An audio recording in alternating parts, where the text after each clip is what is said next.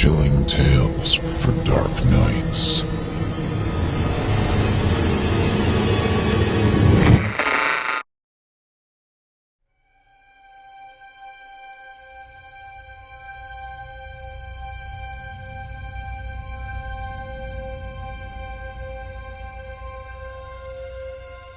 Daycare, written by L. Chan, narrated by Kelly Fitzgerald.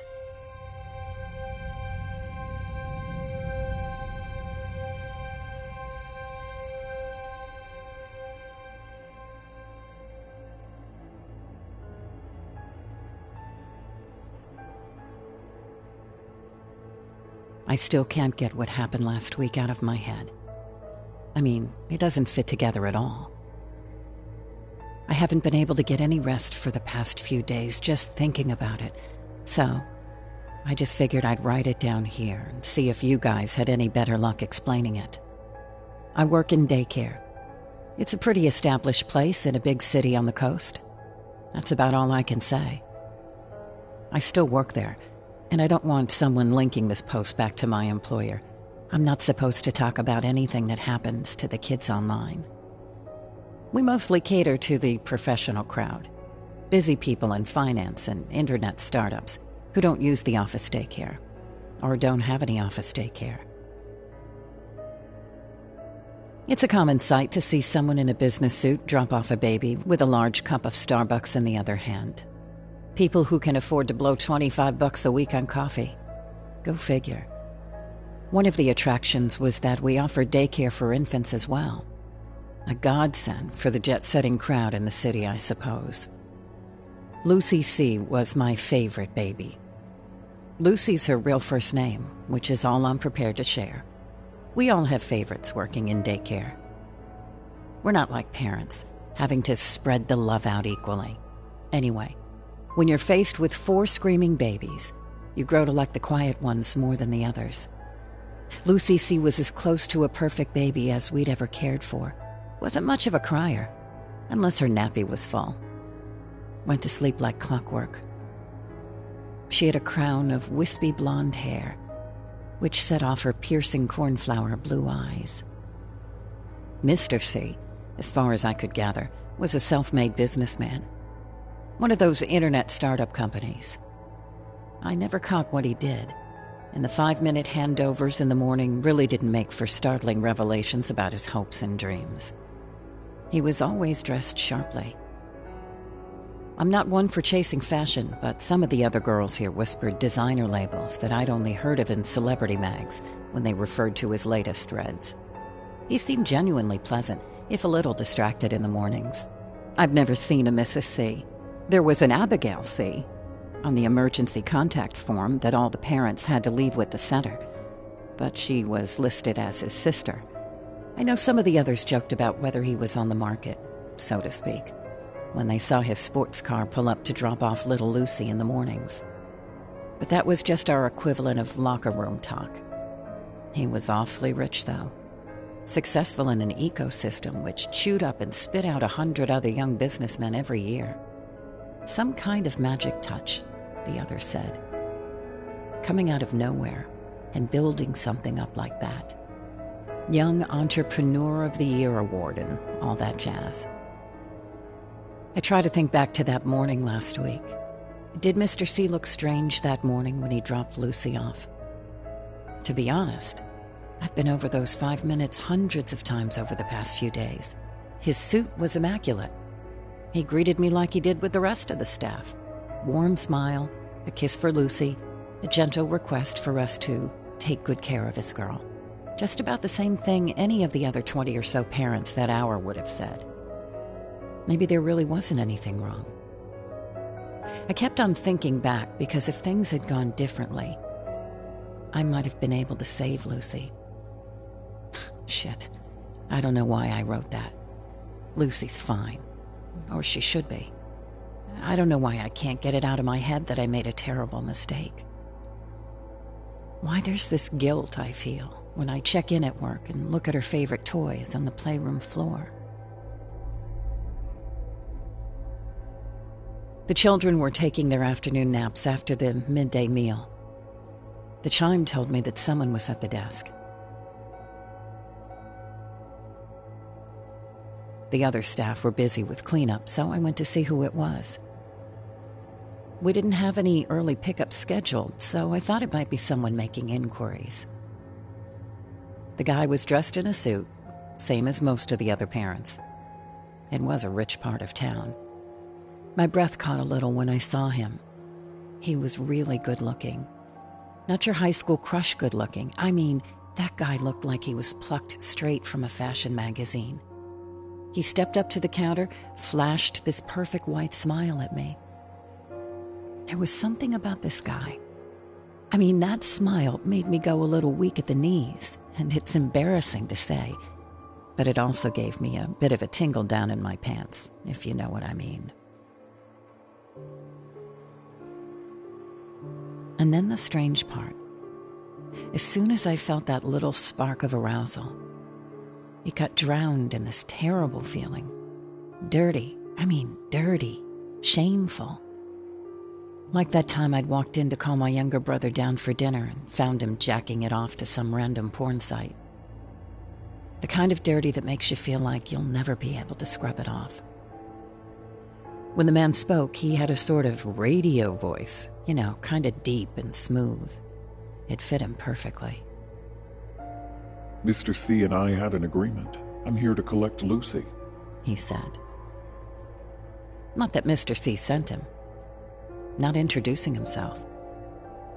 It was such a strange thing to say that I just stood there and gaped for a minute. He just stood there, his eyes twinkling with a good humor from the devilishly handsome face, like he already knew the punchline to the joke. It was an odd request, but we do get third-party pickups from time to time. It's very, very rare. And we either need to be told in advance or be informed personally by the parents. Nobody had mentioned that baby Lucy was going to be picked up that day. I told the man that we couldn't do it unless he had authorization from the parent. He appeared to wait a while, deep in thought. Then he smiled and told me that everything had been arranged. He gestured toward the phone on the table. Just then, the damn thing rang. I jumped, a little edgier than I should have been. This strange man was really making me nervous. He had this weird air about him. It was intimidating. Like I was totally undeserving of his attention.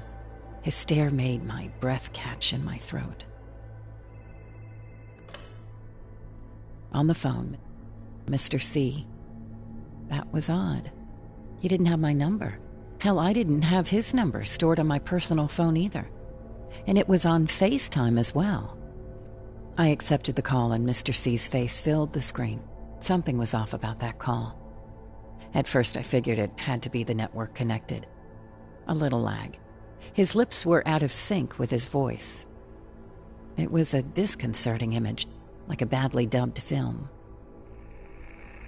Hey, there's a guy over there with you, right? Mr. C had a look of intense concentration on his face. There was something else there, a mark on his cheek. It was too small, too blurry on the screen of my phone to make out. I knew for sure that it had not been there when he left Lucy in the morning. It seemed like some angular shape, the size of a quarter.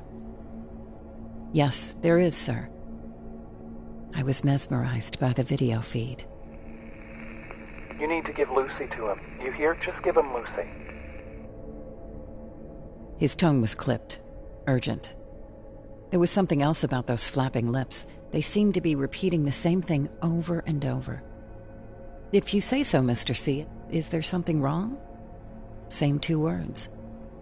I could almost make them out. Nothing's wrong. Just give him the girl. I'll be fine after that. I could see the slight parting of his lips for the sibilant, a small roll of his tongue for the second word, and repeated over and over. I looked back up at the man, standing there with a quiet smirk on his face. I'll go get the baby. I left him there, and slowly made my way to the creches. SL. I turned the words over in my head. What could Mr. C have been trying to say? SL. Save. Save? Lucy? I stood over the crib where she lay sleeping. She gave a gurgle of complaint as I scooped her up into my arms. Save Lucy, Mr. C had said. Did he know about the man at the counter? What agreement did they have? My mind was clouded with questions. I'd been given a direct instruction from the parent. Maybe there was a home emergency or something else. The man beamed widely. He drew closer to the counter. There was a smoky smell about him. I hadn't figured him for a smoker, with his perfect white teeth and his toned physique. He reached out for Lucy. I stopped short. How do I even know you're the man that Mr. C told me about? You could be anyone, I said defiantly, not intending to let her go without a fight. Oh, Mr. C and I go back a long way. You could call me a godparent almost. His mouth twisted at the penultimate word, like it left a sour taste in his mouth. I've been watching over her since she was a baby. Here, I'll prove it. She has a small birthmark on her left hip. Check and see. Triumph. There was no such birthmark on her. I'd gone over the files of each of my charges, and I knew them almost as well as their parents did, maybe even better. After all, I spent more time with them. I placed Lucy on the table and tugged at her nappy, expecting to see pale skin. My mouth dropped open when I saw that angry red mark on her hip. That was not all. It was familiar. It was the same mark that had been on Mr. C's cheek. Try to remember what the mark looked like, but every time I do, my mind slides of the shape. It's slippery in my mind, like trying to grasp a fish. It was small and angular, almost like one of those runes they have in fantasy novels. That's the worst thing. I stared at it for a good 5 minutes, and I can't form the shape in my head when I try to remember it. You seem reluctant, young lady. I assure you that no further inconvenience will befall you regarding this matter. The business is between me and baby Lucy here. He leaned forward over the counter. It's a slow day. I suppose you and I could come to some small agreement for the handover. The child needs to be given willingly, and I'd hate for this to be delayed any further than it already has. The smell of smoke grew stronger. I picked up the baby and hugged her to my chest. She began to squall at the uncomfortable pressure. I'll need to speak to my supervisor about this, I said. The man sighed and straightened up. I was really hoping to be done with this business this afternoon. No matter. What's due to me will come in the end. If not from you, then maybe from someone else more amenable.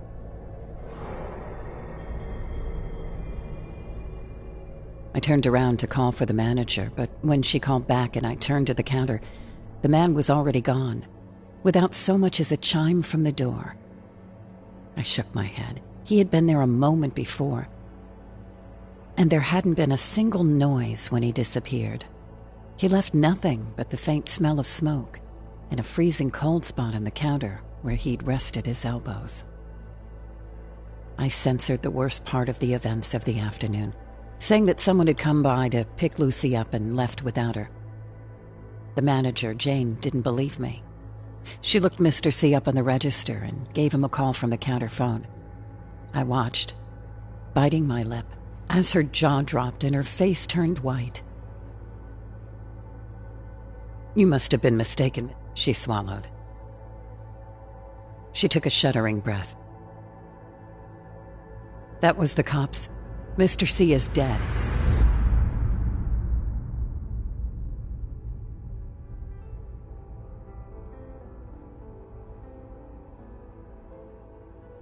After dropping Lucy off this morning, he drove straight to his office and blew his brains out. I shivered. Jane mistook my reaction for shock. That it was, but shock of a different kind. I took a look at my call history. 3:35. The call was at 3:35. I shook so hard. The phone clattered to the floor.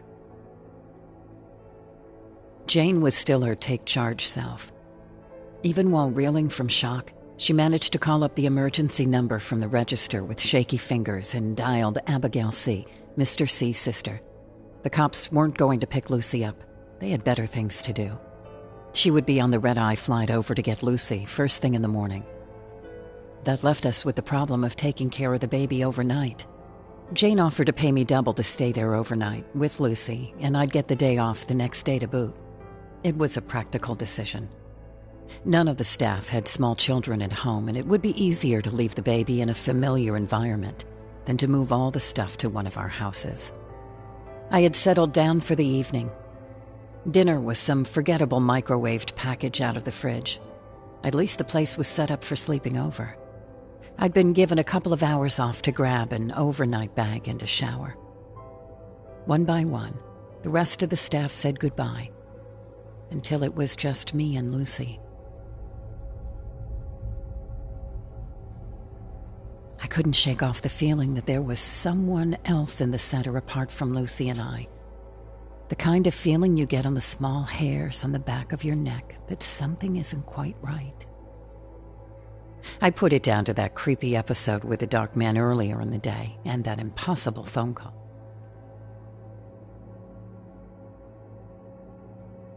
I checked on Lucy for the 5th or 6th time. She was sound asleep. Sleep came less easy for me. Lucy's crying woke me up in the middle of the night. I rushed over to the next room. I checked her nappy. She didn't need changing. It was only after I blinked the sleep from my eyes that I saw the indentation of a hand on the clean white sheets of her crib. A big print, a man's hand. I didn't have to touch it to know that it would be freezing cold, just like the countertop. But I did it anyway. I sucked at my lips as the cold sheet burnt my finger, almost like putting my finger on an ice cube straight from the freezer. I hugged Lucy to my chest. I gave a little scream as my phone rang from the next room. I looked at the number. Mr. C. It took me 3 tries to hang up, my quivering finger missing the little spot on the touchscreen over and over. Immediately after I killed the call, my phone sounded again and again and again until I powered it down. I glared at it, chest heaving.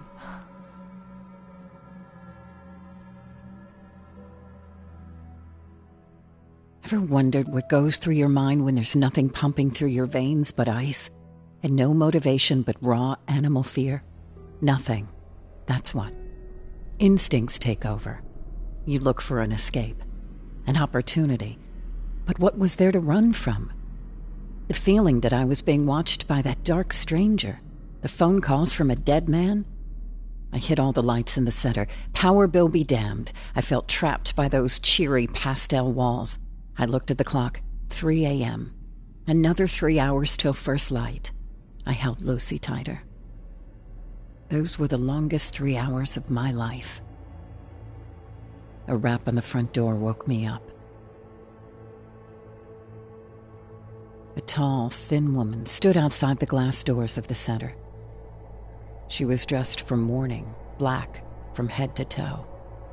It was windy out, her short bob whipping around her head. I hurried to let her in.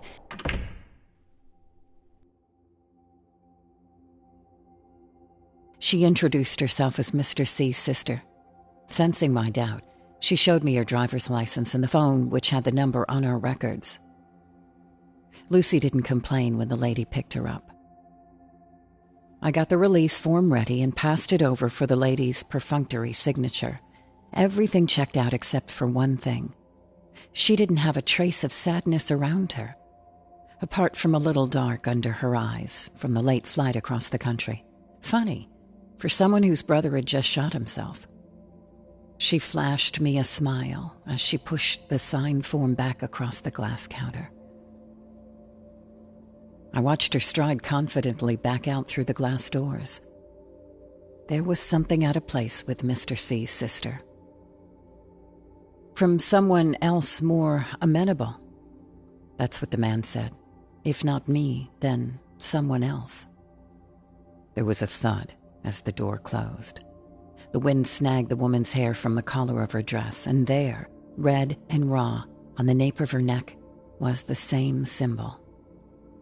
By the time I get out from behind the counter and out through the door, they were both gone. It's been a week. Mr. C didn't have family in town. The authorities didn't bother us about her, really. The cop called to make sure that she had been handed over to an appropriate guardian, and that was that. When nobody was looking, I would try dialing both Mr. C's number as well as his sister. The numbers were live for a day or so, and then they were disconnected. I've tried for hours to remember the symbol that was on Lucy's hip, the bizarre thing that appeared the day her father died, but I can't. I just can't do it. I wonder what kind of agreement he had with Mr. C, and how Lucy fit into the whole thing. I hope that Lucy is all right, somewhere out there, and that I'm just being paranoid. I know, deep in my heart, that this is a lie I need to tell myself if I am to have any semblance of normalcy after that one day. Most of all, I try to forget the face of the dark stranger with the perfect smile, who made me feel all hot and shameful at once, and those freezing cold hands. And I lie awake in bed, hoping that if I forget him, then maybe, just maybe, he will not remember me.